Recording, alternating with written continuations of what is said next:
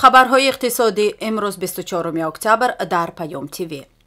حجم مزد مهنتی میانه نومینالی در تاجیکستان در ماه آگوست سال جاری در مقایسه با ماه ایول به اندازه 14.7% از 1903 سومانی معادل $186 تا به 1623 سومانی معادل $159 پایین رفت.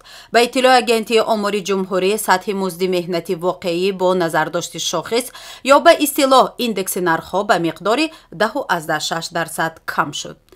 حجم مزد مهنتی حد اقل در کشور در سطح 600 سومانی برابر $66 باقی میماند. معاش نسبتاً بلند را در ماه آگوست کارمندان بانک و شرکت‌های سقورتا گرفتند که معاش میانه در آنها 4949 سومانی برابر $484 و کمتر را کارمندان بخش کشاورزی 672 سومانی معادل $66 گرفتند. در همین حال قرض عمومی از پرداخت معاش در تاجیکستان با نظرداشت سالهای پیشین تا اول ماه سپتامبر حدود 28 میلیون سومانی نزدیک $2,700,000 را تشکیل داده است.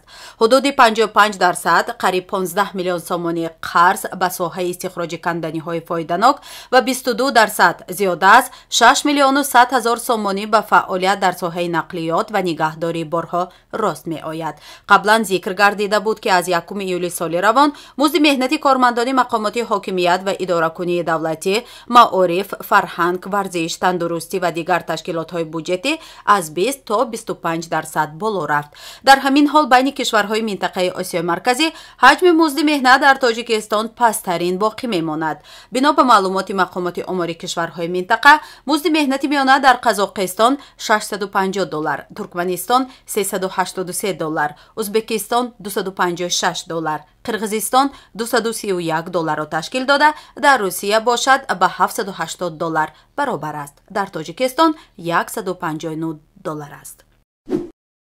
داد و گرفت مال میان تاجیکستان و ایران در 8 ماه سال روان بیش از $143 میلیون آمریکایی را تشکیل داده است که نسبت همین دوره سال پیشین حدود $96 میلیون و یا 3 برابر زیاد است. این نقطه در ملاقات معاون وزیر رشد اقتصاد و سودای تاجیکستان عبدالرحمنزاده با معاون وزیر شهرسازی و نقلیات ایران شهریار افندیزاده بیان شد. گفته می شود ضمن ملاقات جانب‌ها آمادگی خود را برای تأسیس کارخانه‌های مشترک در حدود تاجیکستان با جلب سرمایه‌گذاری جانب ایرانی بیان داشتند. دوشنبه و تهران آمادگی خود را برای باز هم گسترش دادن همکاری‌های متقابلا سودمند تاکید نمودند.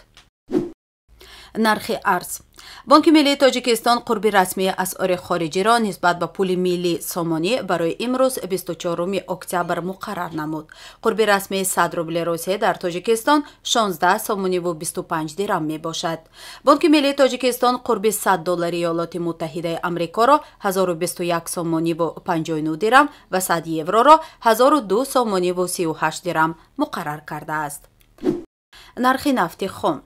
نرخ میانه فروش هر بشکه نفت خام تحویلی ماه آینده در برج‌های اینترکانتیننتال اکسچنج و برینگراد فیوچرز لندن $93.30 معامله شد.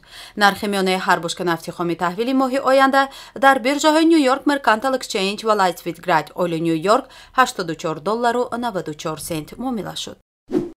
نرخ طلا. قرب طلا در برج‌های لندن صبح امروز $1660.29 برای 1 اونس تعیین شد.